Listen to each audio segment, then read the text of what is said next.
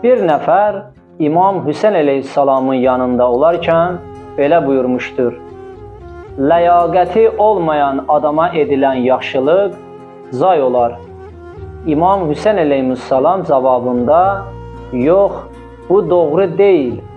Yaxşılıq, yaxşı və pis insanın üzərinə yağan güclü yağışa bənzəyir deyə cavab vermişdir. Bəli, bəzən yaxşılıq etdiyimiz insan bizə qarşılıq verməyəndə və ya yaxşılıq etdiyimiz insan bizə yaxşılığın əvəzində pis bir rəftar ilə, pis bir söz ilə cavab verəndə ilk düşüncəmizə gələn o şəxsin barəsində ona yaxşılıq etdiyimizə görə heyfslənmək olur. Hədisdə buyurulan adam da o cür düşünürdü. Amma bu doğru deyil. Yağış yer üzündə həyatın davamı üçün nə qədər zəruridirsə, yaxşılıq da yağış kimi cəmiyyətdə insanlıq, mehribanlıq, mərhəmət və mürüvvətin davamı üçün o qədər zəruridir.